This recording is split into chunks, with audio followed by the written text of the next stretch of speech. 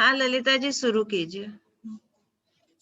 जिनवाणी नमस्कृत्य मातृवदहितकारिणीं लोकस्य वर्णनं किञ्चित् क्रियते अत्र यथागमं। सरस्वती नमस्तुभ्यं वरदे कामरूपिणि विद्यारम्भं करिष्यामि सिद्धिर्भवतु मे सदा। द्वादशं जिनवाणी माता की जय। कर्णन योग ग्रंथराज की जय।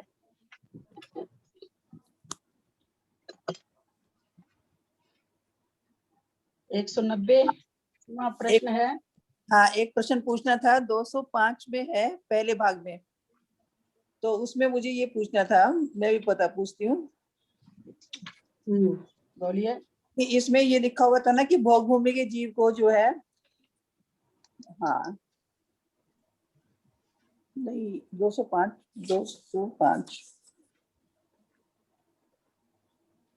इसमें तो देवों की लेस्या है। नहीं, एक मिनट मैं बताती हूँ। 205 नहीं 206 है शायद, 206 वाला है। हाँ हाँ, तो इसमें ना भोग भूमि में सम्यक दृष्टि अथवा मिथ्या दृष्टि मनुष्यों के पर्याप्त अवस्था में पीत आदि 3 शुभ लेशियाएं होती हैं, है ना। लेकिन मैंने आपकी कैसेट सुनी थी, उसमें आपने 6 लेशियां बताई हुई हैं।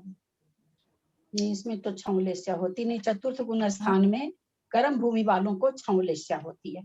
नहीं वो तो है, लेकिन मैंने आपका 10 नवंबर का सुना था, लेशिया के लिए स्पेशली आप बोले थे। तो बल्कि उसमें मंजू जी का भी क्वेश्चन है कि उनके 3 शुभ लेशिया भी होती है, तो आपने कहा, मैं धवला जी से बता रही हूँ, भोग भूमि और कुभोग भूमि के जीव को 6 लेशियाएं होती हैं।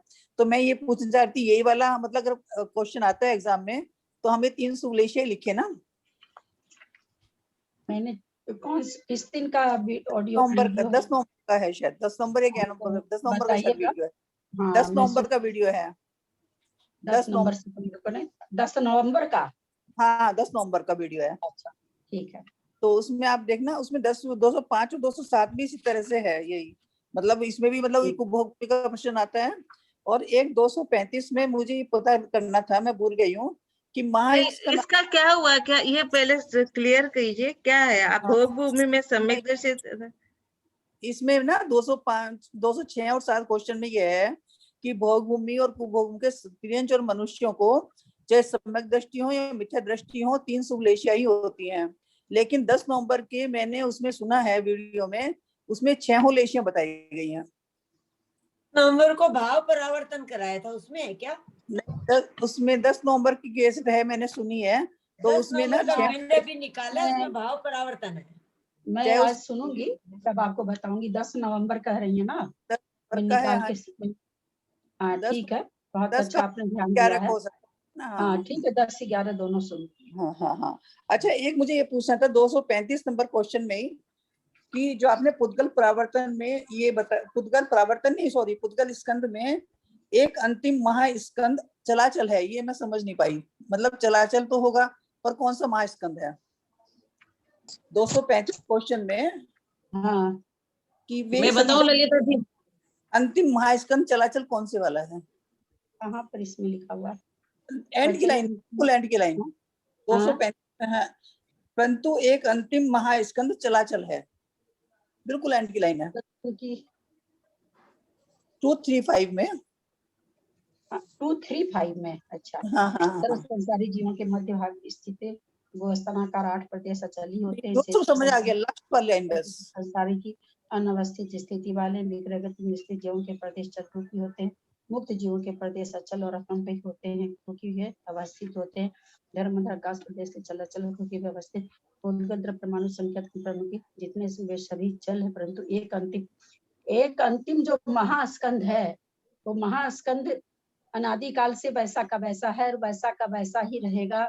ये सूक्ष्म परमाणुओं के द्वारा बना हुआ है, इसलिए ये आंखों के अगोचर नहीं है। आंखों के गोचर नहीं, सॉरी, आंखों के गोचर नहीं है, अगोचर है। हमें ये महास्कंद अपनी आंखों से दिखाई नहीं देता है, परंतु ये अचल है। अचल है। चलाचल लिखा हुआ है दीदी, चलाचल, चल में अचल।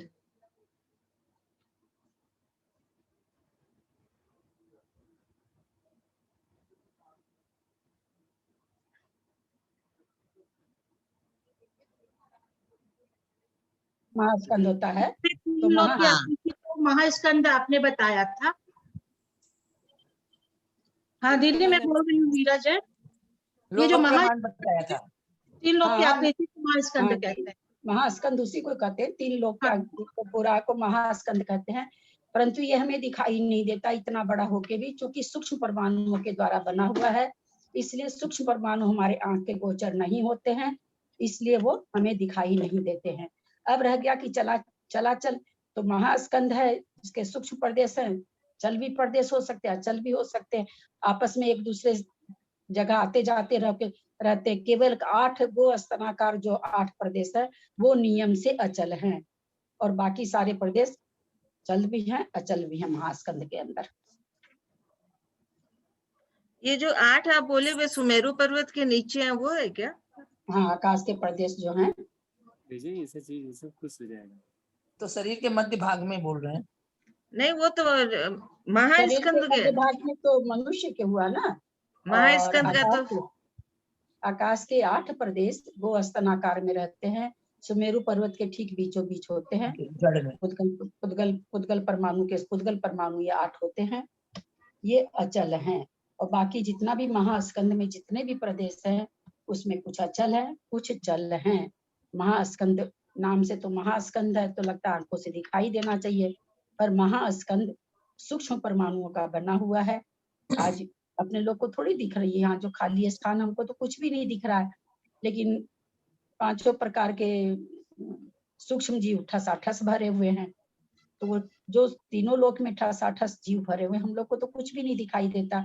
उसी तरह से जो स्कंद है, ये महास्कंद, ये हमारे आंख के गोचर नहीं है, आंख के अगोचर है, जो सूक्ष्म परमाणुओं का स्कंद है। इसके कुछ परमाणु चल रूप में इधर उधर घूमते भी रहते हैं, कुछ है जो अपनी जगह स्थित है। तो इस तरह से इसके अंतिम जो महास्कंद है उसमें दोनों तरह के प्रदेश पाए जाते हैं, दोनों तरह के परमाणु पाए जाते हैं। तो ललिता जी इसमें शरीर के मध्य भाग में जो स्थित है गोस्तनाकार में 8 प्रदेश अचल। हाँ, तो वो तो शरीर के मध्य भाग में वो अचल है, और जो सुमेरु पर्वत की जड़ के नीचे है, जड़ में है, वो क्या अचल है? नहीं वो अचल है क्या? जो नहीं, 8 प्रदेश अनादिकाल से अचल हैं, अनंत काल तक अचल रहेंगे। 8 पुद्गल परमाणु शरीर के मध्य भाग में जो है, शरीर के मध्य भाग में नहीं, सुमेरु पर्वत के मध्य, तीनों लोक के मध्य भाग में। अच्छा दीदी, आपने ये बताया कि ये महास्कंद ना सूक्ष्म जीवों का है या सूक्ष्म पुद्गल परमाणुओं का है? सूक्ष्म परमाणुओं का स्कंद है, जीव थोड़ी है। पुद्गल परमाणुओं का है ना? नहीं, हाँ, हम ये कहना चाह रहे हैं कि जीवों से ठसाठस भरा, पर हमको कहाँ दिखाई देते हैं। कहा जाता है ना कि तीनों लोग एकदम सूक्ष्म जीवों से ठसाठस भरे हैं, तो अपने लोग को लगता है अग्नि तो दिखनी चाहिए, वनस्पति तो दिखनी चाहिए, पृथ्वी तो दिखनी चाहिए। तो आचार्यों ने उत्तर दिया कि सूक्ष्म जीव हैं, वो हमारे आंख के गोचर नहीं होते हैं, अगोचर होते हैं। उसी तरह से महास्कंद सूक्ष्म परमाणुओं का बना हुआ है, इसलिए ये आंख के गोचर नहीं होता है, अगोचर है। अच्छा ललिता भाभी, जो संसारी जीवों के शरीर के मध्य भाग में और सुमेरु पर्वत के दोनों ही गोस्तनाकार वो अचल हो गए ना, दोनों हुए ना वो? हाँ जी, हाँ। प्रणाम। ललिता जी, इसमें जो ये 2 लाइनें जो बोली जा रही है कि सर्व संसारी जीव तो एक के शरीर के मध्य भाग में, ये तो एक अलग बात हो गई। और एक बोला जा रहा है कि शेष प्रदेश चल और चलाचल होते हैं, तो ये जीव के लिए कहा गया है और बाकी का सब पुद्गल के लिए कहा गया है क्या? यहाँ तक चल और चलाचल होते हैं। हाँ, क्योंकि संसारी जीव क्यों है चल अचल, तो उन्होंने कारण दिया कि संसारी जीव अनवस्थित स्थिति वाले हैं। कहने का मतलब कभी तो 1 इंच का हो जाता है कोई जीव, कभी 500 धनुष का हो जाता है, कभी 6 फीट का हो जाता है। संसारी जो जीव है, जीव की बात है इसमें, संसारी प्राणी की स्थिति एक जैसी शरीर की नहीं रहती है। तो इसलिए 8 प्रदेश जो नाभि के अंदर है वो स्तनाकार है, वो तो सभी के अचल है। चाहे वो चींटी हो, चींटी तो बहुत बड़ी हो गई, काले काले छोटे से कई बार किताबों पर पढ़ते रहते हैं, सफेद किताब रहती इसलिए दिख जाता, छोटा सा काला एकदम जैसे छोटी सी बिंदी लगा ले, वैसा जीव आके कितनी बार किताब पर बैठ जाता। उसके भी मध्य में 8 प्रदेश अचल हैं। तो ये जो जहाँ पे ये जो 4th 5th लाइन आई है, धर्म अधर्म आकाश और काल, इसको फिर अलग से ले लिया गया ना, पहला जीव द्रव्य को लिया गया, पहले संसारी जीव जीव द्रव्य के, लिया गया है, उसके बाद में धर्म अधर्म आकाश और काल ये संसारी जीव के जो प्रदेश शरीर को के लिया मध्य में गया, 8, चलिए कंपी होते हैं। हाँ 8 जो प्रदेश जो हैं संसारी जीव के मध्य में, हाँ सातवीं एक लाइन मिनट, संसारी जीव के जो 8 प्रदेश है वो आत्मा के प्रदेश हैं, शरीर के प्रदेश न समझ लेंगे, आत्मा के 8 प्रदेश अचल हैं। हाँ अब आप क्या कहती हैं, चलिए आगे मैं पढ़ देती हूँ पूरा प्रश्न भाभी। विग्रह गति कौन में सा स्थित क्वेश्चन जीवों, पढ़ा रहे हैं? 235 पहले भाग का। सब संसारी जीवों के शरीर के मध्य भाग में स्थित गो स्तनाकार 8 प्रदेश अचल ही होते हैं। शरीर के प्रदेश नहीं है, शरीर के मध्य भाग में है, आत्म प्रदेश हैं। शेष प्रदेश चल और चलाचल होते हैं। बाकी असंख्यात प्रदेश वाली जो आत्मा है, 8 प्रदेश के अलावा बाकी जो असंख्यात प्रदेश उसके बचे, उसमें कुछ अचल हैं, कुछ चलाचल हैं, कुछ चल है, कुछ चलाचल हैं, यानी चल भी हैं, अचल भी हैं, चलते फिरते भी रहते हैं और कुछ स्थिर भी रहते हैं। क्योंकि संसारी ऐसा क्यों होता है, तो कहते हैं क्योंकि संसारी जीव अनवस्थित स्थिति वाले हैं। क्योंकि संसारी जीवों का जो आकार है कभी घटता रहता है, कभी बढ़ता रहता है, एक जैसी स्थिति उनके शरीर की नहीं होती है। विग्रह गति में अगर चलाचल नहीं होंगे तो टीटी से हाथी बन रहा है, प्रदेश कैसे पूरे हाथी में प्रदेश भर गए, तो चल के प्रदेश गए तभी तो उतना बड़ा हाथी के पूरे शरीर में आत्म प्रदेश फैले, नहीं तो कैसे फैलते। विग्रह गति में स्थित जीवों के प्रदेश चल रूप ही होते हैं। मुक्त जीवों के प्रदेश अचल एवं अकंपी होते हैं, क्योंकि कम साउंड में चला दी।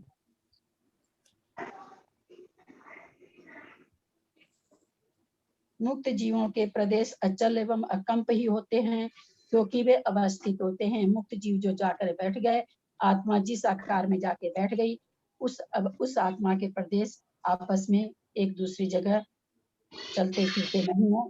जो आत्मा के प्रदेश जहाँ थे वहां के वहां वैसे ही अचल और अकंप रहते हैं, क्योंकि ये अवस्थित होते हैं, क्योंकि इनकी अवगाहना घटती और बढ़ती नहीं है। धर्म अधर्म आकाश और काल द्रव्य के प्रदेश अचल एवं अकंप ही होते हैं, क्योंकि धर्म अधर्म भी चलायमान नहीं होता है। पूरे आकाश में छाया हुआ है। आकाश मतलब लोकाकाश, पूरे लोकाकाश में धर्म अधर्म और काल द्रव्य के एक एक परमाणु बैठे हुए हैं आकाश के हर प्रदेश में। तो अगर मान लीजिए काल का परमाणु कालाणु चल करके दूसरे आकाश के प्रदेश पर जाए, तो फिर इस प्रदेश पे क्या होगा, ये प्रदेश तो खाली रह जाएगा। तो ये भी आकाश के हर प्रदेश पर एक एक कालाणु बैठा हुआ है, तो ये भी कहीं न जाता है न आता है। धर्म अधर्म द्रव्य भी असंख्यात प्रदेशी है, लोकाकाश भी असंख्यात प्रदेशी है, तो ये सारे प्रदेश अचल ही हैं, हिलते डुलते नहीं हैं, क्योंकि ये अवस्थित द्रव्य है। ललिता दीदी प्रणाम, मैं विजया ठोलिया बोल रही हूँ। मैं ये पूछ रही थी, जैसे आपने कहा कि जो मुक्त जीव है उनके प्रदेश अचल है, तो ऐसा लेंगे अपन जो अपन ने बताया है कि प्रदेश संहार विसर्पाभ्याम प्रदीपवत, अब उनका तो विस्तार संकोच होना ही नहीं है ना। और जो आपने बोला कि इनके चल और अचल दोनों है, जैसे हाथी के शरीर के प्रदेश आपने अभी बताए, तो वो तो संकोच विस्तार से ही हो रहे हैं या और कुछ लेंगे अपन इसको? नहीं, वही तो संकोच विस्तार किस कारण से हो रहा, कर्मों के कारण से हो रहा। और सीधे परमेश्वरी भगवान के कर्म अब है नहीं, तो उनके प्रदेशों में संकोच विस्तार नहीं हो रहा है। वही लेना था मुझे, वही समझना था आपसे कि इसीलिए कि वहां अभी कर्म की बात है ही नहीं, इसलिए वो अचल हो गए, है ना। हाँ, अब उनकी अवगाहना है और तो दूसरी जाकर जन्म लेना है तो छोटी होगी, या कहीं और जाना है तो बड़ी होगी। वो वैसे के वैसे जिस अवगाहना में भी 500 धनुष वाले सीधे 500 धनुष में बैठे हैं, 7 हाथ वाले 7 धनुष की अवगाहना लेके वैसे के वैसे एकदम अचल अकंप बैठे हुए हैं। उनमें कोई भी प्रदेश चलायमान नहीं हो रहा कि उनके अपने में ही चलायमान हो रहा हो, ऐसा नहीं है। उसी तरह धर्म अधर्म लोकाकाश के प्रदेश असंख्यात प्रदेश ही हैं, तीनों अपना भरे हुए हैं। जहाँ अगर उनको चलायमान करेंगे तो चलने के लिए तो कहीं और नहीं हो तब तो चल के जाएं, तो पूरे आकाश लोकाकाश में भरे, तो चल के जाएंगे कहाँ, चल के जाने के लिए जरूरत ही नहीं उनको, क्योंकि पूरे लोकाकाश में भरे हुए हैं। कालानु भी हर एक आकाश प्रदेश पर एक एक कालानु बैठा हुआ है, तो उसको भी जाने की जरूरत नहीं है। तो इस तरह से ये तीनों प्रदेश भी तीनों द्रव्य भी अचल और अकंप हैं, क्योंकि ये अवस्थित द्रव्य हैं। इनकी भी कोई ऐसा नहीं है कि धर्म द्रव्य आज तो असंख्यात प्रदेशी है, कल संख्यात प्रदेशी हो गया, ऐसा नहीं होता है। कालानु का भी ऐसा नहीं होता है कि किसी आकाश प्रदेश पर तो है, किसी आकाश प्रदेश पर नहीं है। ऐसा होता तो चल के जाता, क्योंकि सभी प्रदेश पर है, इसलिए ये तीनों प्रदेश भी अचल और अकंप हैं।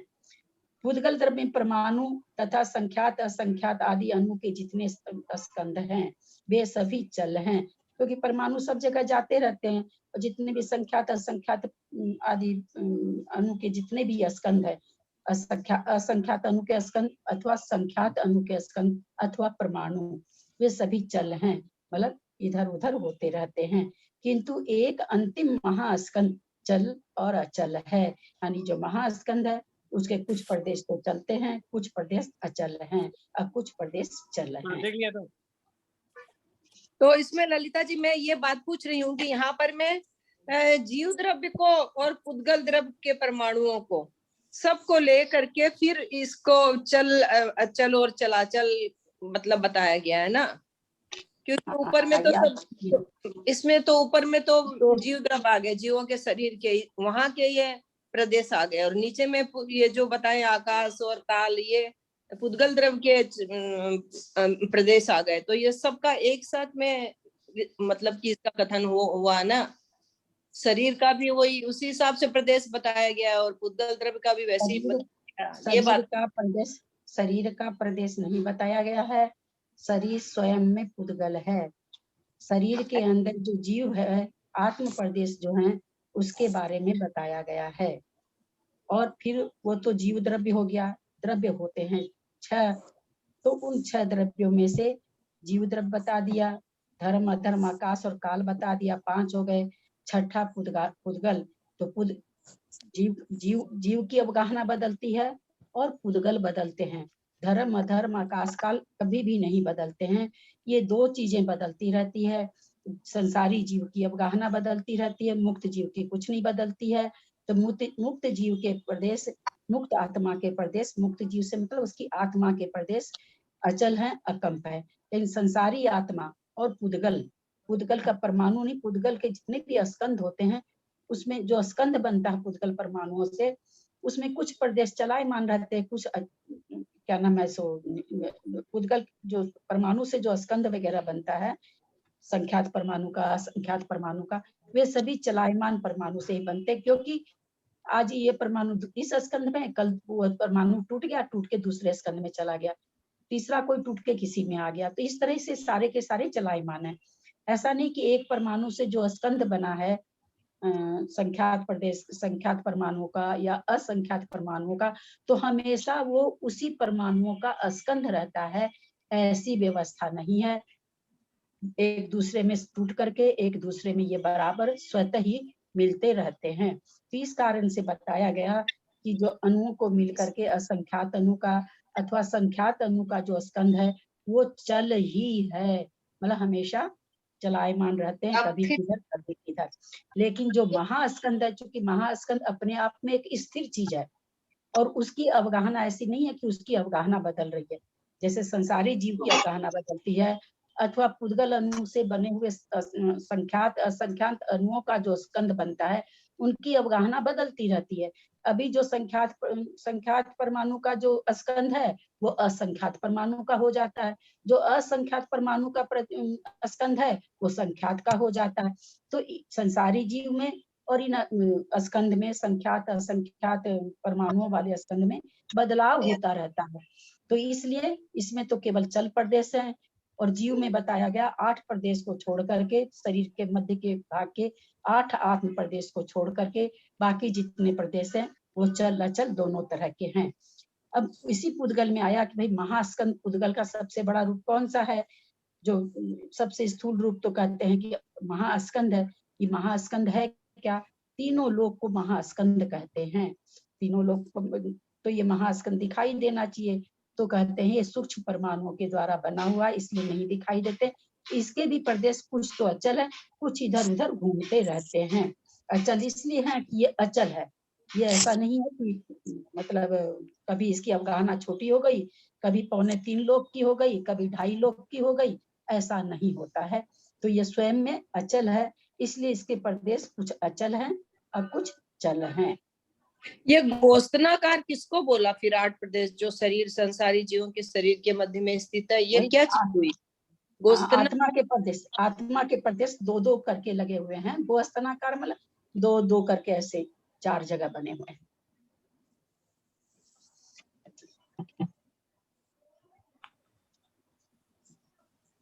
एक बात मुझे पूछनी थी ललिता जी, कहा आपने दीदी गाय के थन के समान होता है क्या गोस्तनाकार?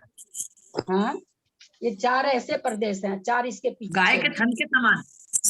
हाँ, गाय के थन के समान ही तो लिखा हुआ। गोस्तनाकार मतलब वही होता है। हाँ, वही है। जैसे गाय का स्तन अगर हम सामने खड़े होके देखें सामने से, तो हमको 2 ठो स्तन दिखाई देता है। तो एक एक स्तन में 2-2 प्रदेश, तो 4 स्तन में 8 प्रदेश हो गए।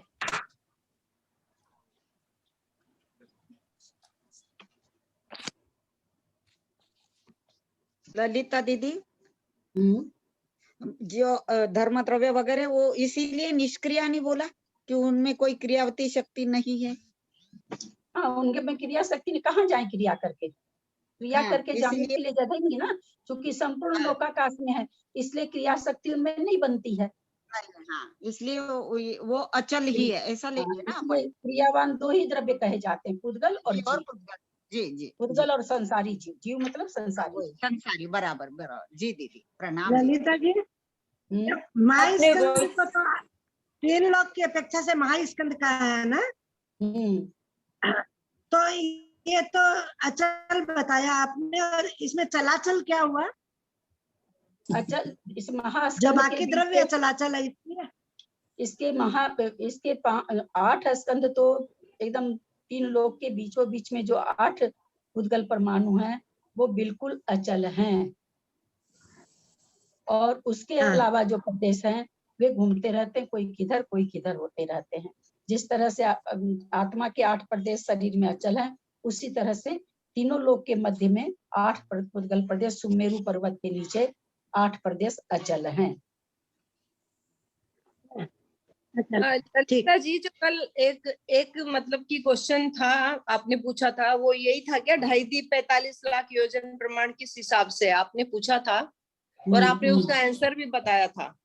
तो उसका आंसर मेरे को मतलब कि पता तो चला, पर ये एक बार जरा सुनिए ना, कुछ रॉन्ग है क्या? जैसे जम्बूद्वीप 1 लाख योजन का बताया, मतलब उस समय बोले थे, तो लवण सागर और पूरब और पश्चिम के हिसाब से 2 लाख योजन थोड़ी हुआ, वो तो फिर 4 लाख योजन होगा ना, आधा पूरब में आधा पश्चिम, तब तो गिनती बराबर होगी ना। 4 लाख होगा, ठीक है। उसके बाद में धात के खंड का भी आधा, फिर जैसे आपने तो 1 का 2, 2 का 4 ऐसे बताया, तो ये उस समय समझ नहीं आया था। तो अब समझ में इस सब मतलब कि आज मैंने थोड़ा उस ध्यान दिया, तो ऐसे पता चला कि आधा एक साइड का आधा आ गया 2.5 द्वीप है, इसलिए आधा इधर आ गया, आधा इधर आ गया। फिर उसके बाद धात की खंड का भी पूरब और पश्चिम के हिसाब से आधा मतलब 8 लाख हो गया। फिर कालोदधी समुद्र आया, वो भी पूरब और पश्चिम के हिसाब से 16 लाख हो गया।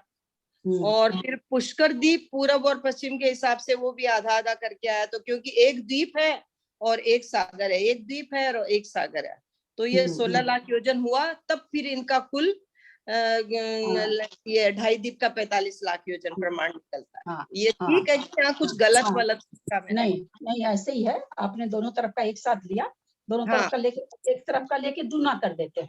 हाँ, आपने वो उस समय मुझे ठीक से समझ में नहीं आया कि यहाँ पे कैसे होगा, 1 से 2 3 हुआ, फिर 4 हुआ, फिर तो ये फिर ऐसे करने से ये मतलब ये सही है ना, इस तरह से ये बिल्कुल सही है। हाँ, ठीक है।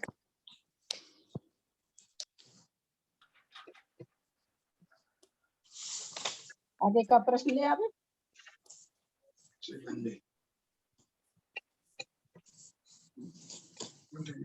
अस्थिकाय किसे कहते हैं, उसके कितने भेद है? भाग 1 का 241 क्वेश्चन।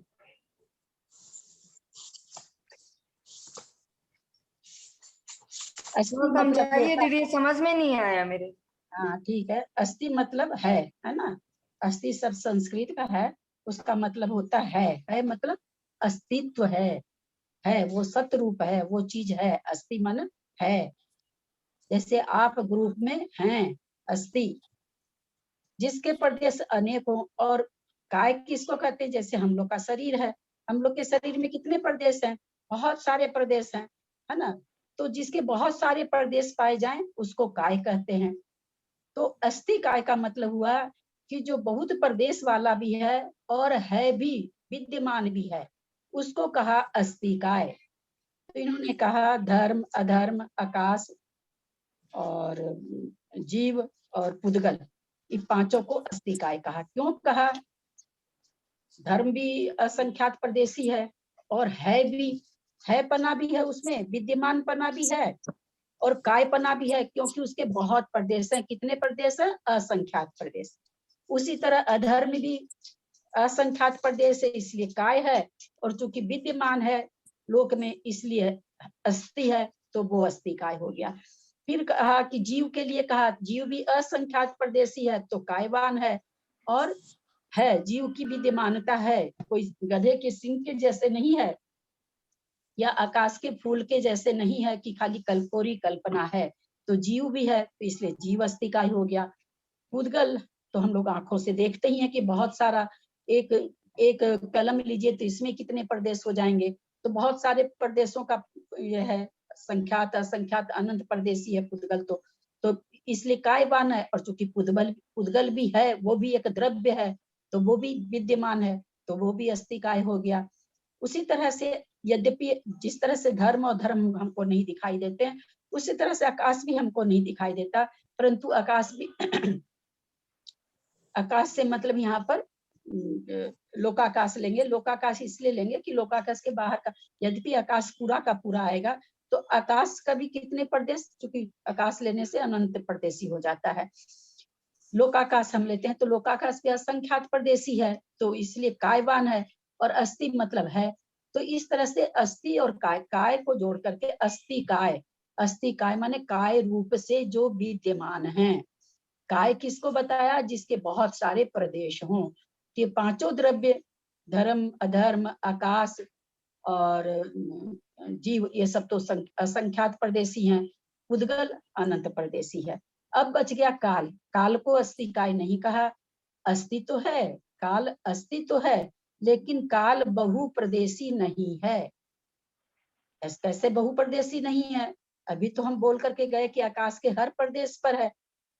अभी तो अपने चर्चा किए जब वो चल रहा था तब, कि कालानु अचल और अकम पर इसके प्रदेश। तो हम जब एक तरफ ये बात कर रहे हैं कि आकाश के हर प्रदेश पर है, और आकाश असंख्यात प्रदेशी है, और असंख्यात प्रदेशी पर कालानु है, यानी कालानु असंख्यात है। किस तरह से? जैसे मान लीजिए आप हीरों का ढेर लगा दें, रत्नों का ढेर लगा दें, वो ढेर मान लीजिए असंख्यात है, काउंटर, लेकिन असंख्यात होते हुए भी वो एक एक आप उसमें से उठा सकते हैं। वो काय रूप नहीं है, मिले हुए नहीं है, एक दूसरे से जुड़े हुए नहीं है। जिस तरह से हमारा शरीर जुड़ा हुआ है, ऐसा नहीं है कि एक प्रदेश इसमें निकाले, निकाल दिए, फेंक दिए। धर्म द्रव्य का एक प्रदेश निकालें, अलग कर दें, आकाश द्रव्य का एक प्रदेश निकालें, अलग कर दें, ये व्यवस्था नहीं है इन पांच द्रव्यों में। तो इसलिए इसको क्या कहा गया? अस्थि काय। काय रूप से विद्यमान है, अस्थि माने विद्यमान है। इन पांच द्रव्यों को अस्थि काय कहा गया। काल को नहीं कहा गया, क्योंकि कालानु कैसे हैं? एक एक प्रदेश पर एक एक है। तो जितने प्रदेश पर सब पर एक एक है। जैसे मान लीजिए बहुत सारा, कितने सारे मोती लेकर के हम लोग एक जगह रख दें, आप उसमें से चाहेंगी तो 10 मोती उठा लेंगी, आप उसमें से चाहेंगी तो 5 मोती उठा लेंगी।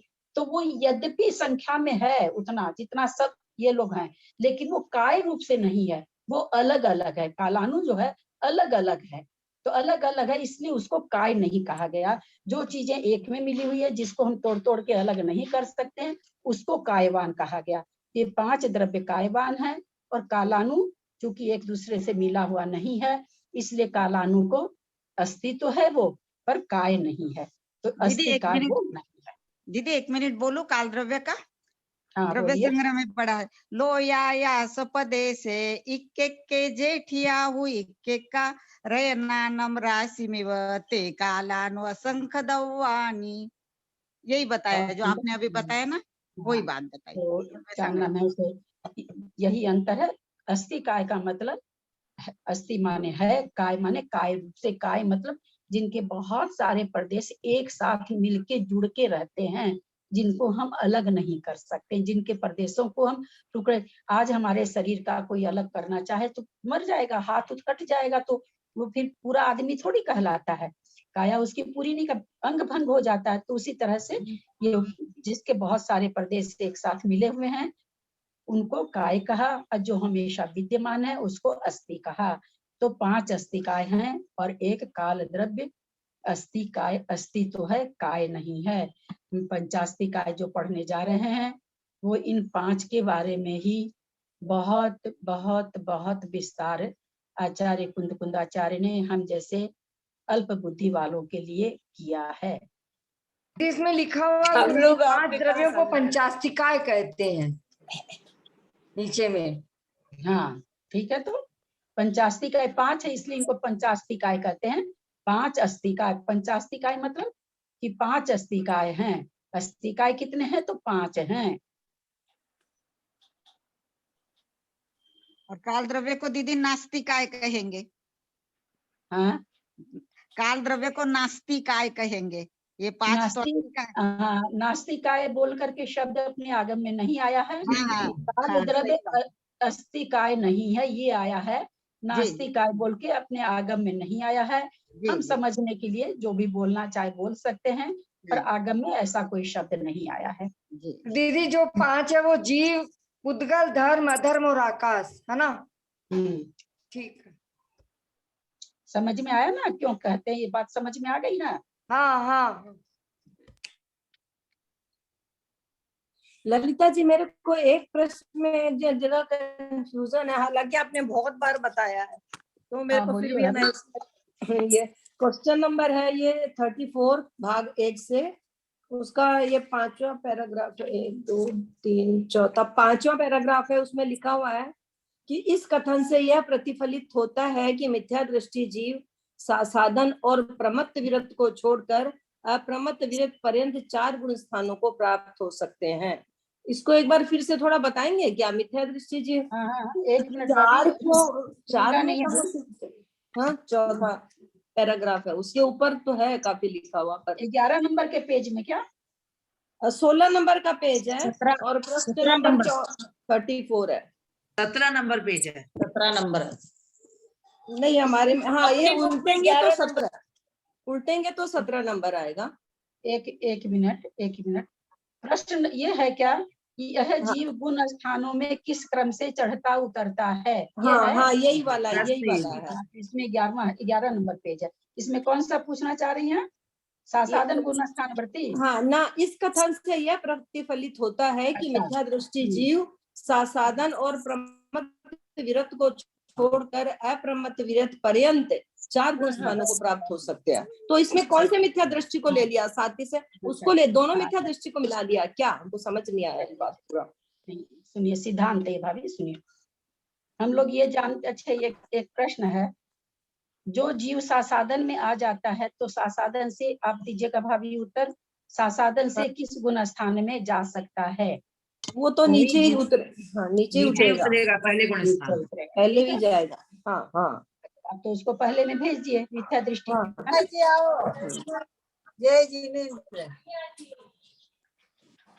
अब साधन मिथ्या दृष्टि किसी का खुला हुआ है,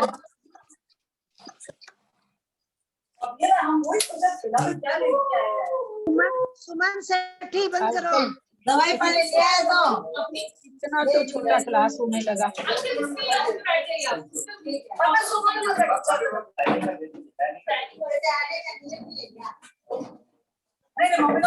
पहले भी बोली थी चलता वहाँ पे चाय पी जाते हैं।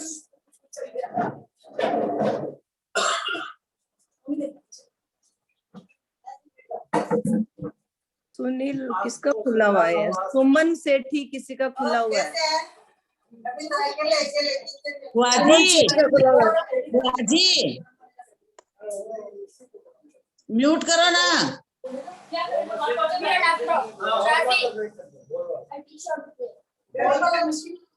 सुमन जी आपका खुला हुआ है, फोन बंद कर लीजिए प्लीज, म्यूट करिए।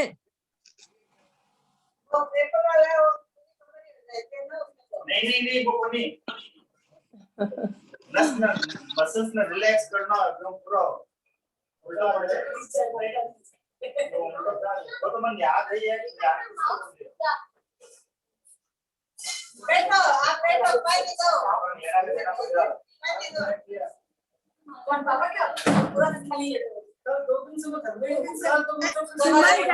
उनका फोन करता हूँ। आप वो लगता है ना खोल के इधर उधर चले गए हैं, आप लोग कोई जानते हैं तो उनको फोन कर दीजिए ना।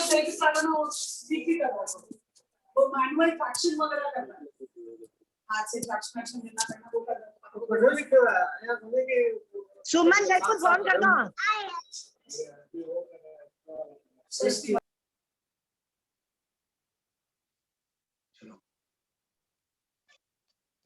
तो हम लोग ये तो जानते हैं कि सासादन गुना स्थान में अगर कोई जीव आ गया तो मिथ्यात्व में जाएगा, ठीक है ना। तो ये क्या कह रहे हैं, इस कथन से यह प्रतिफलित होता है। अब जो सासादन गुण स्थानवर्ती मिथ्यात्व गुण स्थान में आ गया, हम लोग ये जानते हैं कि नहीं कि चढ़ते समय सासादन गुण स्थान होता है कि उतरते समय, कब होता है सासादन गुण स्थान? किरण जी काला कब होता है? तो उतरते समय होगा ना, उतरते समय होगा। हाँ, उतरते समय होगा। अब वो सासादन से कोई पहुंचा तो सासादन से मिथ्यात्व में आएगा। अब मिथ्यात्व से वापस अगर वो चढ़ना चाहता है तो कहाँ चढ़ेगा? तो कह रहे हैं कि क्या नाम है, मिथ्या दृष्टि जीव सासादन और परमत विरत को, कोई भी सासादन में तो जा नहीं सकता है क्योंकि चढ़ रहा है, तो सासादन में तो वैसे नहीं जाएगा। और परमत विरत छठा गुण स्थान है, कोई भी जीव छठे गुण स्थान में प्रवेश नहीं करता है। छठे गुण स्थान में प्रवेश करने के लिए 7वें से छठे में आता है, कोई भी जीव 7वें में जाता है, या तो चौथे में या 5वें में या 7वें में। तो कहता है कि कोई मिथ्या दृष्टि जीव है जिसने मान लीजिए सम्यक दर्शन प्राप्त किया था, मिथ्यात्व के प्रथम उपशम से उसके अनंतानुबंधी का उदय आया, सासादन में आ गया, सासादन से मिथ्यात्व में चला गया, अब वापस उसके सम्यक प्रकृति उदय में आ रही है। तो या तो वो तीसरे गुण स्थान में आएगा या चौथे में आएगा या 7वें में जाएगा। सम्यक तीसरे में आएगा ना। हाँ, वापस तीसरे में आएगा ना, यही तो चीज मेरे को ध्यान से निकल गई। नहीं भाभी इन्होंने मेरे को तीसरे में आएगा कि नहीं, देखिए क्या लिखा है, आप देखिए इसमें सासादन प्रमत विरत को छोड़कर, सासादन प्रमत विरत को छोड़कर अप्रमत विरत पर्यंत 4 गुण स्थान। तो अप्रमत पर्यंत 4 गुण स्थान कौन सा होगा? तीसरा, चौथा, 5वां और 7वां, 4 गुण स्थान हुए। दूसरे और तीसरे में और दूसरे में छठे में, पढ़ते समय होता नहीं है, और जब भी ऊपर से ऊपर जाते हैं तो छठे में भी नहीं जाते हैं। तो इस तरह से कहते हैं वो 4 गुण स्थान में जाएगा। हाँ ठीक है, यहीं पे मेरे को थोड़ा ये मिस्र का डाउट था बस। हालांकि आप तो अप्रमत, हाँ भाभी इसमें लिख रखा अप्रमत विरत पर्यंत 4 गुण स्थान। लिखा तो है ललिता जी, कई जगह रॉन्ग प्रिंटिंग थी ना, तो मुझे लगा पता नहीं रॉन्ग है कि एक बार पूछ लेने से थोड़ा क्लियर हो जाएगा। नहीं ठीक है, नहीं बिल्कुल ठीक है, एकदम पूछ लेना चाहिए। चलिए कि Lalita ji 128 number question, 128 number question शायद मैं नहीं थी उस दिन क्लास में, नहीं हुआ मेरा क्लियर। उत्कृष्ट संचय औदारिक शरीर का। उत्कृष्ट संचय को वैसे बहुत बताया नहीं गया, उत्कृष्ट संचय में यही बताया गया कि औदारिक शरीर का संचय कहाँ उत्कृष्ट होगा, तो भोग भूमि की 3 पल्ली की आयु में सबसे अंत समय में होगा। उसी तरह बोला इन्होंने बेक्रियक शरीर का उत्कृष्ट संचय कहाँ होगा, तो बोल दिए 22 सागर की आयु वाले आरण अच्युत स्वर्ग के ऊपर के विमानों में रहने वाले देवों को होगा। कहाँ के? 16वें स्वर्ग के विमान में ऊपर में रहने वाले देवों को। संचय माने बेक्रियक शरीर के 9 कर्म परमाणु, औदारिक शरीर के 9 कर्म परमाणु कि बहुत सारे सत्ता में कब होंगे। उत्कृष्ट संचय मतलब बहुत सारे सत्ता में कब पाए जाएंगे। ये तो मैं एक दिन आप लोग को और अलग से इसकी क्लास लेने वाली थी कि बढ़िया से इसको और समझा दूं, तो अभी हुई नहीं है वो क्लास तो खैर। तो हर एक शरीर दीदी यहाँ पे ना वैक्रिक शरीर में अच्युत सर्ग और आरण का क्यों बताया, सीधा सर्वार सिद्धि वालों का क्यों नहीं बताया? सर्वार सिद्धि में इसलिए नहीं बताया, सर्वार सिद्धि का इसलिए कि वहां पर योग बहुत कम है, और योग की कमी से हम लोग को सबको पता है कि प्रदेश कैसे आते हैं, योगों की चंचलता से, और वहां योग की चंचलता है ही नहीं, न तो कहीं आते हैं न कहीं जाते हैं। 9वें ग्रेवत के भी आते जाते नहीं है। 16 स्वर्ग तक के देव ही पंच कल्याणक में आते हैं, आने जाने से योग होता है इसलिए। और यहाँ तक ही आपके क्या उस पर देवांगनाएं पाई जाती है। तो इस तरह से यहाँ तक ही सारे योग अथवा संकलेश ये सब सारे यहीं तक घटते हैं। इस कारण से यहाँ तक का संचय लिया गया, इसके ऊपर वालों के ज्यादा संचय नहीं होता है। नहीं, ऊपर वालों के लिया तो है, अच्युत सर के ऊपर के विमानों में रहने वाले देवों के होता है। ऊपर के विमान मतलब आरण अच्युत के जितने विमान हैं, उस विमान के सबसे ऊपर वाला विमान, इनके अपने भी तो बहुत बहुत विमान है ना, एक ही एक नहीं ना है। आरण अच्युत के जितने विमान हैं, उस विमान में सबसे ऊपर वाले विमान वाले जी। ओ, मैं सोची कि उनके ऊपर तो सर्वार सिद्धि हो रहेगा ना। कंफ्यूज कर रहा था, ललिता शरीर वाला भी कंफ्यूज कर रहा है। अवगाहना का भी फर्क पड़ता है क्या संचय में? नहीं, संचय में अवगाहना का मैं क्लियर कर रही हूँ। थोड़ा आप लोग थोड़ा चुप रहिए, तो आप लोग थोड़ा सा शांत रहें तो मैं आगे करती हूँ। आहारक शरीर का उत्कृष्ट संचय इन्होंने क्या किया, परमत विरत को होता है, क्योंकि परमत विरत के ही निकलता है शरीर। फिर कहते हैं तेजस शरीर का उत्कृष्ट संचय सप्तम पृथ्वी में दूसरी बार उत्पन्न होने वाले जीव के होता है। पहली बार उत्पन्न हुआ, फिर दूसरी बार उत्पन्न जो होता है, क्योंकि वहां पर बहुत संकलेश परिणाम पाए जाते हैं, इसलिए तेजस शरीर का उत्कृष्ट संचय 7वें नरक के नारकी को होता है। वो भी किसका, उसमें से निकला, 7वें नरक से निकला, लघु अंतर्मूर्त में गर्भज पर्याप्तक हुआ, फिर मरण किया, फिर लघु अंतर्मूर्त में सम्मूर्छन बन के पर्याप्ति पूर्ण की, फिर लघु अंतर्मूर्त में मर गया, और रिजु गति से, उसके बाद रिजु गति से ही सारा चीज किया और दूसरे नरक में उत्पन्न हुआ, उसके तेजस शरीर का पाया जाता है।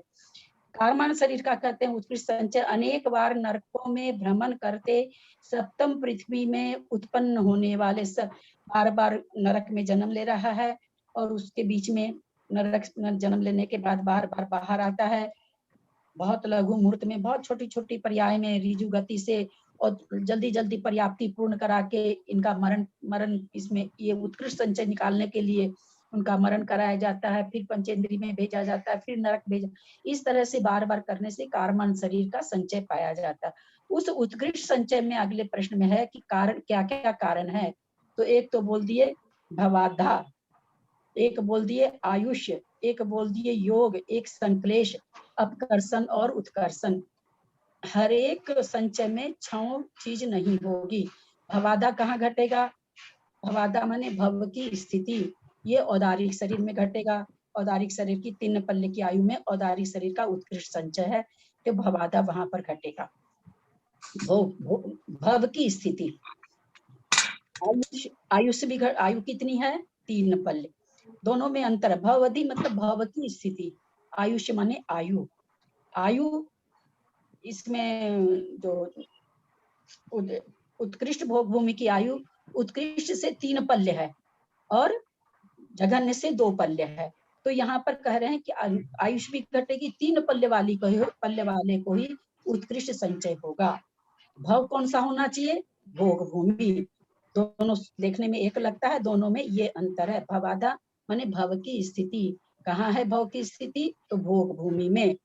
आयुष का मतलब जहाँ 3 पल्ले की आयु हो, योग जहाँ बहुत चंचलता हो, भोग भूमि के जीव बहुत ही हजारों हजार शरीर बनाते हैं और भोगों को भोगते हैं, खूब योग धारण करते हैं, संक्लेश वहां पर कम है, और अपकर्षण और उत्कर्षण जैसा जो जरूरत रहता है संचय करने के लिए वैसा होता है।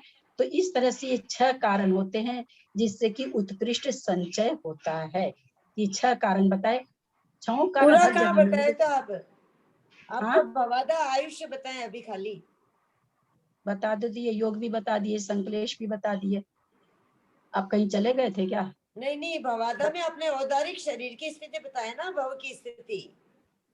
औदारिक शरीर नहीं बोला मैंने, कहा था भवादा माने भव की स्थिति, जो कि भोग भूमि की औदारिक शरीर की दृष्टि से हम विचार करते हैं तो भोग भूमि की है। भोग भूमि का भाव औदारिक शरीर की दृष्टि से, भोग भूमि का भाव सबसे बड़ा है। आयुष्य घटेगा तो वो 3 पल्ले की आयु सबसे बड़ी है, इसलिए कहा भोग भूमि की होगी। हाँ, और योग भी वहां पर बहुत है, क्योंकि सारे दिन शरीर बनाते रहते हैं, भोगों को भोगते रहते हैं। संक्लेश वहां पर कम है। संक्लेश होने से क्या नाम है सो इसकी क्या नाम है सो प्रदेशों की हानि होती है। संक्लेश वहां है नहीं तो प्रदेशों की हानि होती नहीं, और अपकर्षण उत्कर्षण की जैसी जरूरत होती है वैसा होता है। तो इस तरह से औदारिक शरीर का वहां पर होता है। ये इसको कहते हैं उत्कृष्ट संचय होना। हालांकि इस संचय से ऐसा कुछ नहीं है कि जिसके औदारिक शरीर का संचय बहुत हो गया। मान लीजिए हम सभी के, हम लोग सभी नौकर्म परमाणु ग्रहण करते हैं थोक में, है ना, और प्रत्येक समय एक एक नौकर्म परमाणु शरीर संबंधी कहते हैं कि निकलता है, ऐसा जीवकांड जी में आया हुआ है। तो संचय तो सबको हो रहा है, उत्कृष्ट संचय कहाँ होगा? तो जहाँ आयु ज्यादा होगी वहीं होगा। छोटी आयु में तो थोड़ा ही संचय होगा, तो सबके ही संचय हो रहा है। जिस हिसाब से थोड़ा थोड़ा संचय, उत्कृष्ट संचय की बात है कि उत्कृष्ट संचय कहाँ पर होगा, तो वो यहाँ पर बताया गया। इस संचय से कुछ ऐसा नहीं है कि कोई सोचे जिस समय प्राणांत हो रहा है तो संचय अगर अच्छा है तो हाथ पैर अच्छे रहेंगे, औदारिक शरीर स्वस्थ रहेगा। अगर औदारिक शरीर का संचय किया हुआ रहेगा तो हमारा ये, इस विवक्षा में ऐसा कुछ भी नहीं समझे, ऐसा कुछ भी नहीं है। बस ये केवल एक आचार्य को ये निकालना था कि भाई ये संचय इन परमाणुओं का, नौकर्म औदारिक शरीर के परमाणुओं का, वैक्रिक शरीर के परमाणुओं का कहाँ पर सत्ता में संचय ज्यादा रहता है, ये केवल यहाँ पर बताना चाह रहे हैं। और इस संचय से कोई लाभ अथवा हानि नहीं है। दीदी इससे हमें क्या समझना चाहिए? क्या चीज के लिए? इस अपने लिए इसको क्या संभालना चाहिए, मतलब नहीं, शिक्षा क्या हमें क्या संभालना चाहिए? हाँ, इसके लिए अपने लिए कुछ भी नहीं है। या एक ये बस मतलब बताया गया कि जीव को कैसे कैसे संचय होता है। वही तो हम आपसे कहे ना कि इसके लिए हम लोगों को कुछ भी नहीं है। ये एक आचार्यों की वाणी है कि हाँ भाई कैसे संचय बहुत हो जाता, किसको हो जाता बहुत, भले तो इसका कम संचय हो तो कोई हानि नहीं है, और ज्यादा संचय हो तो कोई लाभ नहीं है। इससे हमारा कोई भी लाभ और हानि नहीं है। ये एक प्रकरण है, हालांकि उसमें जीवकांड जी में तो शायद बहुत ज्यादा बड़ा इसका प्रकरण है, तो इसको इसके मतलब इससे हमको लाभ हानि कुछ भी नहीं है। दीदी अगर आयु देखते हैं, अधिक आयु, तो वो तो सर्वार सिद्धि में 33 सागर है, और योग की बात आती है तो वहां तो सतत चर्चा चल रही है धर्म की, तो वहां शुभ उपयोग तो उनका हमेशा ही है, तो क्या उससे संचय नहीं हो सकता दीदी? आप अभी स्वाध्याय कर रहे हैं, योगों की कितनी चंचलता है। उपयोग अपना शुभ है ऐसा लेंगे? नहीं, उपयोग शुभ नहीं, योग बताइए आप। योग तो अच्छा, योग हाँ, योग की योग क्या चंचलता कर रहे नहीं, हैं? हाथ पैर नचा रहे हैं नहीं या नहीं नहीं, बोल वैसा रहे हैं नहीं, या मन बहुत भाग रहा है, कुछ भी नहीं हो रहा। 33 नहीं सागर नहीं, वाले देवों का तो योग बहुत कम है, सब तरह से हाँ कम है। अच्छा, हाँ ऐसा लेंगे। मैंने सोचा कि शुभ उपयोग बहुत है वहाँ। नहीं, उपयोग की बात नहीं है, योग की हाँ, बात है। योग की बात है। जी जी जी। तो दीदी हम लोग ऐसा समझे ललिता जी कि औदारिक शरीर का उत्कृष्ट संचय भोग भूमि में होता है। इस प्रश्न से हम ऐसा ही समझे। हाँ हाँ, जी, लेकिन वो तो मंद कषाई होते हैं ना, तो उनका योगों का मतलब हलन चलन तो काफी कम होना संक्लेश चाहिए। कम होता है। अभी मैंने बताया ना कि जहाँ संक्लेश ज्यादा होता है वहां पर संचय कम होता है, जहाँ संक्लेश कम होता है वहाँ संचय ज्यादा होता है। तो संचय मतलब शुभ कर्म का ही संचय होगा ना उनका ज्यादा तब तो। ये कर्म की बात नहीं है बेटा, ये शरीर के परमाणुओं की है। हाँ, ग्रहण ज्यादा हो रहा है और निष्कर्षण कम हो रहा है।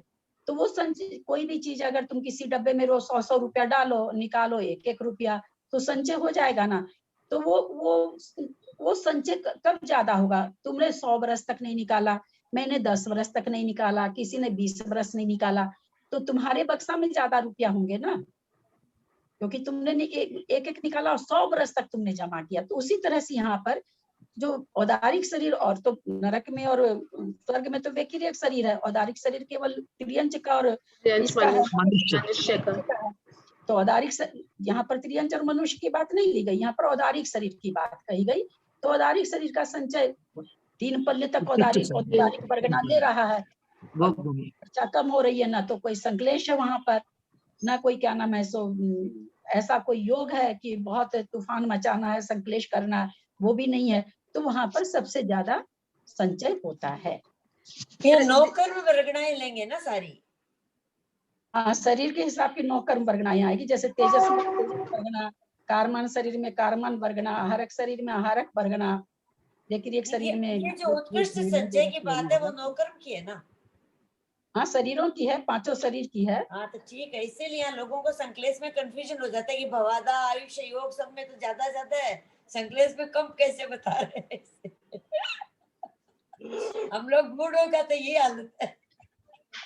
अच्छा दीदी, ये ना मनुष्य एवं तिर्यंच की आयु के अंतिम और उपांत्य समय में क्यों बताया? अंतिम और उपांत्य समय? हाँ, अंतिम और अंतिम समय में होगा सारा संचय। आप जैसे मान लीजिए आपने 100 वर्ष तक के लिए एक डब्बा भरा, अब 100 वर्ष का जो आखिरी दिन होगा उसी दिन ना उसमें रुपया सबसे ज्यादा होगा। अच्छा, वो वहां पे संचय करते रहते, खर्चते नहीं? नहीं खर्चते, क्या होता रहता है उससे उन लोग को कोई फर्क थोड़ी पड़ता है, या वो जान थोड़ी रहे हैं, वो कोई बुद्धि पूर्वक थोड़ी कर रहे हैं, उनकी जैसी चर्या है उस चर्या से उनके संचय ज्यादा होता जाता है। तो वो संचय कब तक ज्यादा होगा? तो मरण के पहले समय तक होगा, उपांत्य समय तक होगा। अंतिम समय में तो सारा खर्चा कर देते हैं एक साथ।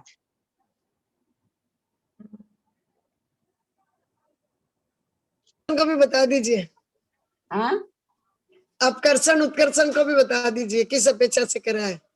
नहीं, अपकर्षण उपकर्षण का कुछ नहीं, वो वहां पर जैसा रहेगा, जिसकी जैसी स्थिति बांधी रहेगी।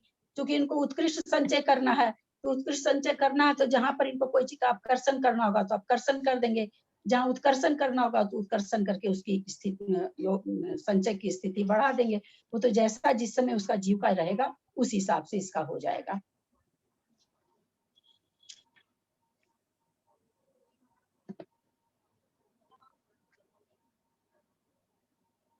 चले प्रश्न चले। हाँ दीदी। एक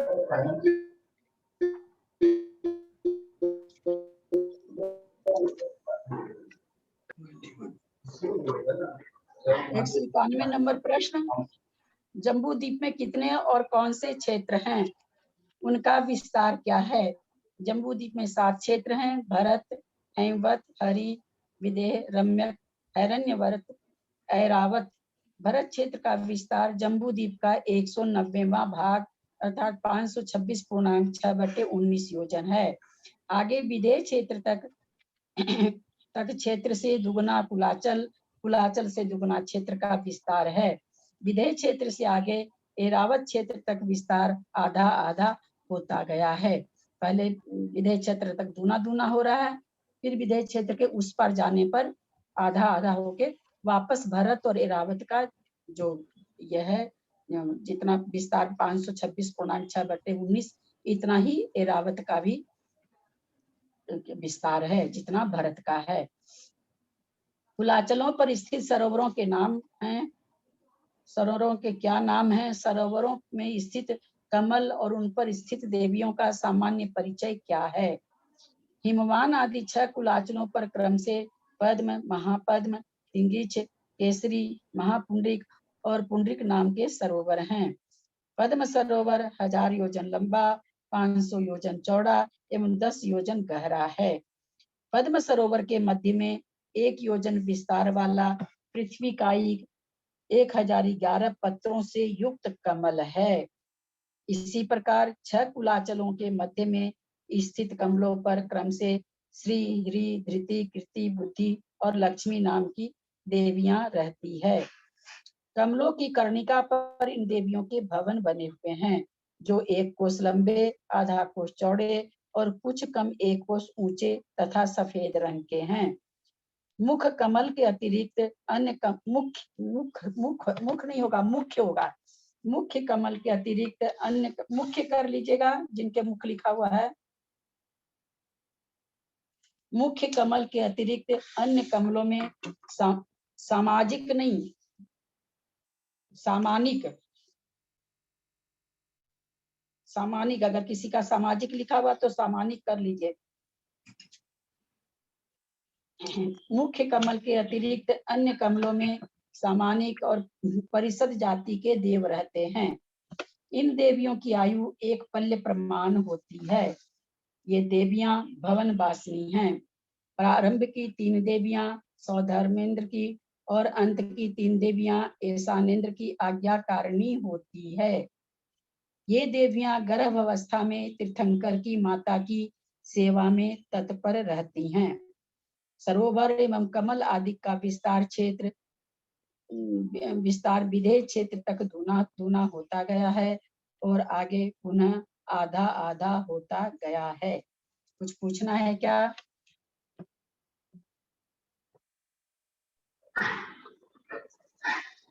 प्रणाम।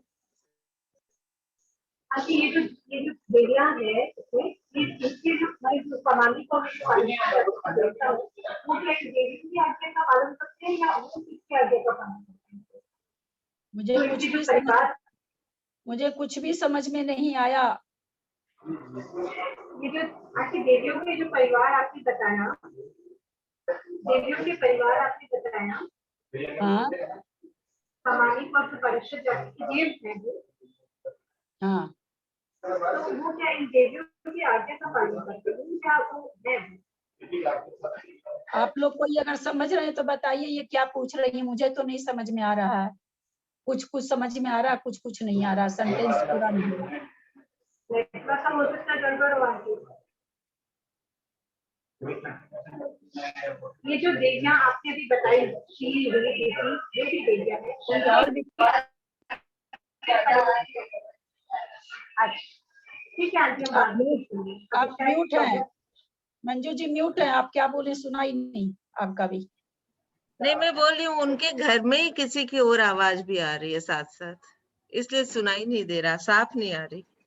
वो शायद ये पूछ रही हैं कि सामानिक और पारिषद जाति के देव भी उन देवियों की आज्ञा पालन करते हैं क्या? देव और देवी, सामानिक और पारिषद जाति के जो देव बताए ना यहाँ पे, कमलों में सामानिक और पारिषद जाति के देव रहते हैं। तो वो शायद ये पूछ रही है कि वो देवियों की आज्ञा वो लोग भी पालते हैं या वो उनकी देवियों की आज्ञा पालते हैं, मतलब कुछ ऐसा पूछ रही है। नहीं, ऐसा कुछ पढ़ने नहीं मिला है, इसलिए इसके लिए मैं कुछ नहीं कह सकती। ऐसा कहीं भी पढ़ने नहीं मिला है कि आज्ञा पालते हैं अथवा नहीं पालते हैं, ऐसा कहीं भी नहीं लिखा हुआ। बस ये लिखा हुआ कि सामानिक और पारिषद ने उनके देव रहते हैं, पर अपने परिवार देवों के साथ रहती हैं। नहीं ललिता जी, इस आंसर में आया है ना, इसलिए वो पूछ रही है। शायद नीचे आया है ना, प्रारंभ की 3 देवियां सौधर्मेंद्र की और अंत की 3 देवियां ईशानेंद्र की आज्ञाकारिणी होती है। हाँ, तो इसलिए वो पूछ रही है। तो इसमें पारिषद और सामानिक की क्या बात है? नहीं, वो इसके बारे में कुछ पूछ रही है। क्लियर आवाज नहीं आ रही है उनकी। हाँ भाई, आवाज नहीं आ रही ना, समझ में नहीं आ रहा। हाँ, आवाज नहीं आ रही है। नहीं, सामानिक और पारिषद तो सुनाई दी है। चलिए ठीक है, कोई बात। ऐसा 1-2 शब्द सुनने से प्रश्न नहीं बनता है ना। प्रश्न तो जब तक पूरा नहीं सुने तब तक कहाँ से उत्तर बनेगा। चलिए आगे 193 में उनका ठीक हो जाएगा तो आप पूछिए, अथवा आप ना उसमें, लेकिन उसमें मैं हूं नहीं। चलिए 193 नंबर का प्रश्न बोल रहे हैं। उपर्युक्त सरोवरों में कौन कौन सी महानदियां निकली है? उपर्युक्त सरोवरों से कौन कौन सी महानदियां निकली हैं? पद्म सरोवर के पूर्व तोरण द्वार से गंगा, पश्चिम तोरण द्वार से सिंधु, उत्तर तोरण द्वार से रोहिताश्या, महापद्म के दक्षिण तोरण द्वार से रोहित, उत्तर तोरण द्वार से हरिकांता, तिगिंज के दक्षिण के तोरण द्वार हरित, उत्तर तोरण द्वार से सीतोदा, केसरी के उत्तर द्वार दक्षिण तोरण द्वार और उत्तर तोरण द्वार से नरकांता, महापुंडरी के दक्षिण तोरण। हाँ, है ही नहीं, इसमें गलत लिखा हुआ, वही मैं पढ़ रही थी, अब देख ही रही थी। दक्षिण के तोरण द्वार से, पूरा गलत है, इसमें बहुत ही गलत है। सीता और उत्तर सीता एक लिखा रह हुआ गया, है। केसरी के दक्षिण तोरण द्वार से सीता। रोही रोहिताशिया उत्तर हरित हरिकांता, हरित लिखा है कि नहीं? महापद्म दक्षिण रोहित रोही रोहित रोहिताशिया रोहित हरित हरिकांता, हाँ हरित है। सीता सीतोदा, सीता नहीं लिखा हुआ, सीतोदा। केसरी के दक्षिण द्वार से सीता। हाँ। उत्तर तोरण से नरकांता, महापुंडरी के दक्षिण तोरण द्वार से नारी, उत्तर तोरण द्वार से रूपेकुला और पुंडरी के हृदय के दक्षिण तोरण द्वार से सुवर्णकुला तथा पूर्व तोरण द्वार से रक्त एवं पश्चिम तोरण द्वार से रक्तोदा नदी निकलती है। ये सारी जो 6 कुलाचल हैं, 6 कुलाचल पर जो 6 पद्म बने तालाब बने हुए हैं पद्मादि, उसमें से 2-2 नदियां किस प्रकार से निकलती है।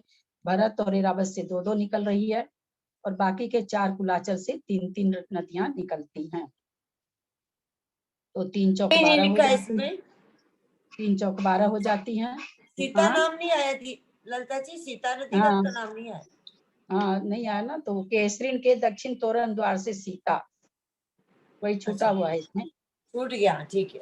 हम लोगों की किताब में आया है। ऐसे ये प्रिंट होता है तो ऐसी गलतियां होती है। महानदियां किस किस क्षेत्र में और किस किस दिशा में बहती हैं? भरत क्षेत्र में गंगा सिंधु, हेमवत क्षेत्र में रोही रोहितास्या, हरि क्षेत्र में हरि हरिकांता, विदेह क्षेत्र में सीता सीतोदा, रम्यक क्षेत्र में नारी नरकांता, हिरण्यवत क्षेत्र में स्वर्ण कला रूप्य कला एवं ऐरावत क्षेत्र में रक्ता रक्तोदा नदियां बहती है। इन नदियों के 7 युगलों में से प्रत्येक युगल की पहली नदी पूर्व दिशा और दूसरी नदी पश्चिम दिशा की ओर बहती है। जैसे गंगा नदी पूर्व की ओर एवं सिंधु नदी पश्चिम की ओर बहती है। गंगा सिंधु आदि महानदियों की सहायक नदियों का क्या प्रमाण है? इनकी सहायक नदियां हैं सबकी, ये सारी सहायक नदियां भरत क्षेत्र में एक भी नहीं बहती है, सबकी सब मलेच्छ खंड में बहती है। जितनी भी सहायक नदियां हैं, वो बंद कर दीजिए शीशा वाला, जितनी भी सहायक नदियां हैं जहाँ की भी कोई भी आर्य खंड में नहीं बहती है, सब मलेच्छ खंड में। 14,000 नदियां जो भरत क्षेत्र की है अथवा 14,000 नदियां जो ऐरावत क्षेत्र की है, वे कहाँ बहती हैं? सब मलेच्छ खंड में बहती हैं। गंगा सिंधु की सहायक नदियां 14,000 हैं, रोही रोहितास्या की 28,000 हैं, हरित हरिकांता की 56,000 हैं, सीता सीतोदा की 1,12,000 हैं, नारी नरकांता की फिर वापस आधी हो रही है, 56,000 है, स्वर्ण रूपकुला की 28,000 है, रक्ता रक्तोदा की 14,000 सहायक नदियां हैं। इनको परिवार नदियां भी कहते हैं। भरत क्षेत्र के कितने खंड हैं? भरत क्षेत्र के मध्य में पूर्व पश्चिम लंबा विजयार्थ पर्वत है, जिससे इस क्षेत्र के 2 खंड हो जाते हैं तथा इस पद्मद्रह से निकलने वाली गंगा सिंधु नदियां उत्तर से दक्षिण की ओर जाती है। इनसे इस भरत क्षेत्र के 6 खंड हो जाते हैं। दक्षिण दिशा का बीच का आर्यखंड और शेष 5 मलेच्छ खंड हैं। चक्रवर्ती इन 1 मिनट 6 कुलाचल है ना, वो गलत बोल गई मैं। शुरू के पद्म महापद्म केसरी पुंडरिक महापुंडरिक अंतिम तालाब से और शुरू के तालाब जो पद्म तालाब है वो, और जो लास्ट का ऐरावत क्षेत्र के पास जो रम्यक शिखरनी पर्वत पर जो तालाब है, इन 2 तालाब से 3-3 नदियां निकलती है और 4 कुलाचल से 2-2 नदियां निकलती है। इस तरह से 14 नदियां निकलती हैं। इनसे भरत क्षेत्र के 6 खंड हो जाते हैं। दक्षिण दिशा का बीच का आर्यखंड और शेष 5 मलेच्छ खंड हैं। चक्रवर्ती इन 6 खंडों का अधिपति होता है। ऐसे 6 खंडों का विभाजन ऐरावत क्षेत्र एवं प्रत्येक विदेह क्षेत्र में भी होता है। यानी विदेह जो 8 विदेह हैं, वैसे 32 हैं, 1 महाविदेह में 4 उससे चार मध्य विधेय कह दीजिए, फिर 8 32 छोटे विधेय कह दीजिए। तो 8 विधेय जो है उनमें सब में एक विधेय में ये इस तरह की रचना है। एक भरत क्षेत्र है और 5 मलेच्छ खंड हैं। सभी में एक विद्यार्थ पर्वत है। तो ये जो भरत क्षेत्र की रचना है, विधेय क्षेत्र के प्रत्येक क्षेत्र में ऐसी रचना है। भरत क्षेत्र में विद्यार्थ पर्वत की अवस्थिति कहाँ पर है एवं उसका स्वरूप कैसा है? भरत क्षेत्र के बहुमध्य भाग में नाना प्रकार के उत्तम रत्नों से रमणीय रजतमय विद्यार्थ नामक उन्नत पर्वत विद्यमान है। यह पर्वत 25 योजन ऊंचा और पूरब पश्चिम लंबा है। 10 योजन ऊपर जाकर इस पर्वत के दोनों 25 योजन ऊंचा है, उसमें से 10 योजन जाने के बाद ऊपर इस पर्वत के दोनों पार्श्व भाग में विद्याधरों की एक श्रेणी है। इधर उत्तर और पश्चिम की ओर, उत्तर और दक्षिण की ओर। तो दक्षिण क्षेत्रों में विद्याधर की 50 नगरियां हैं। उत्तर श्रेणी में विद्याधर की 60 नगरियां हैं। इस तरह से नगरियां शहर, उनका अपना गांव बसा हुआ है। ये पर्वतों पर ही स्थित है क्या इनकी नगरियां? विद्याधरों की जो नगरियां हैं, हाँ, ये सब पर्वतों पे है। अधर थोड़ी हाँ, आकाश में पर्वतों पर है ना?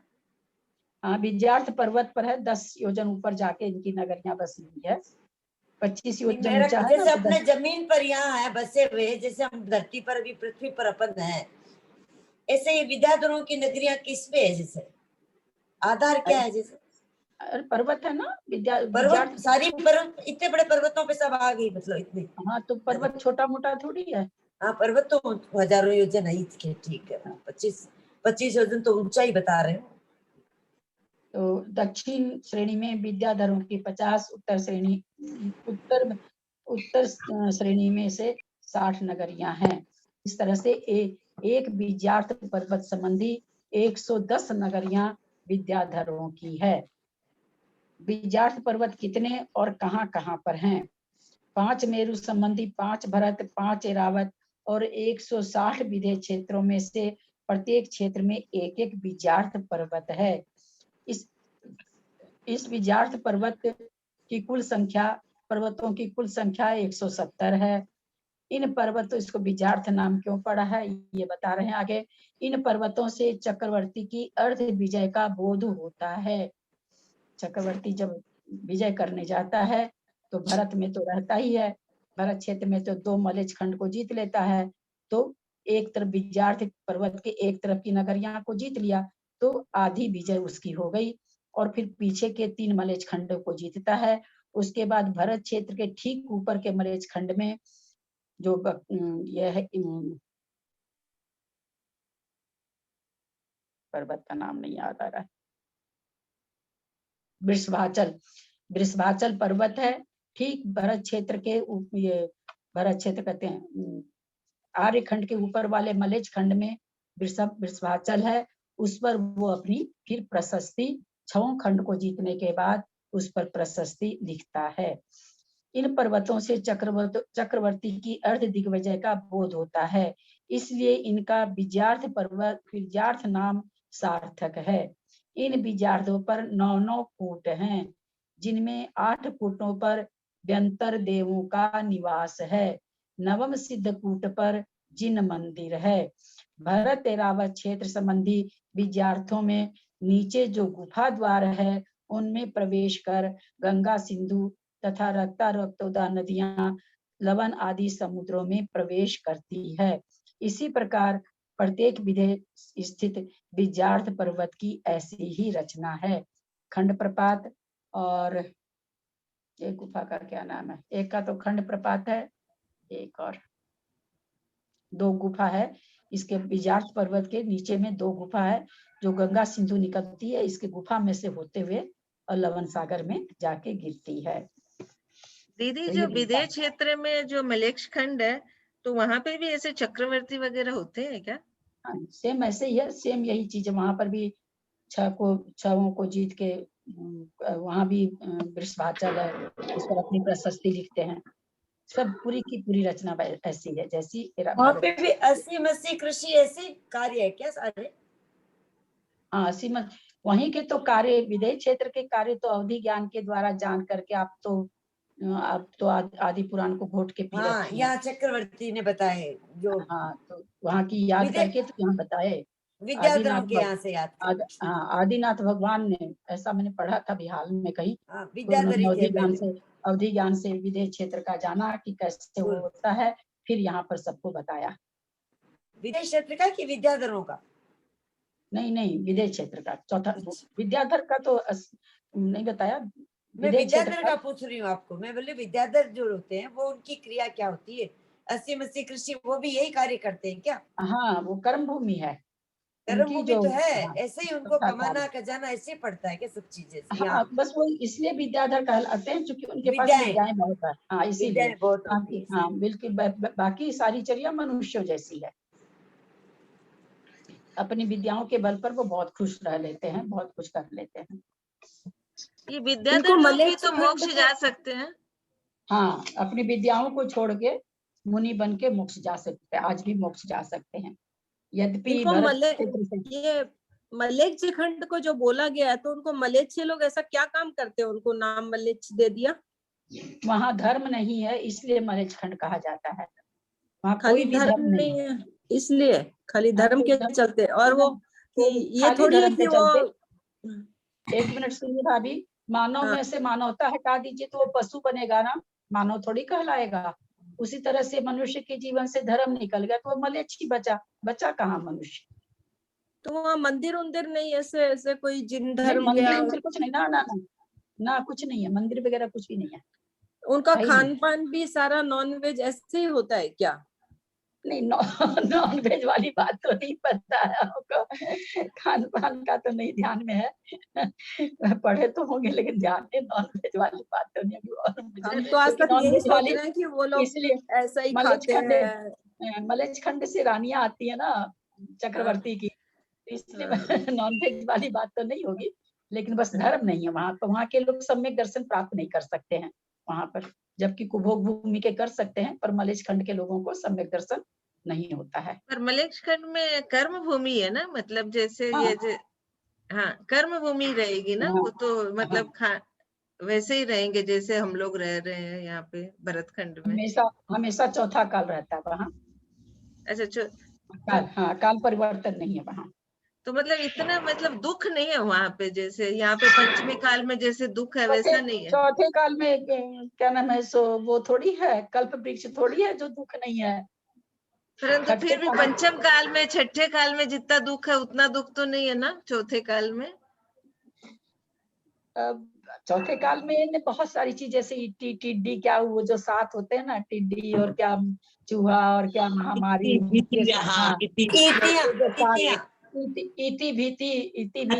अनावृष्टि, ये सब नहीं होती है।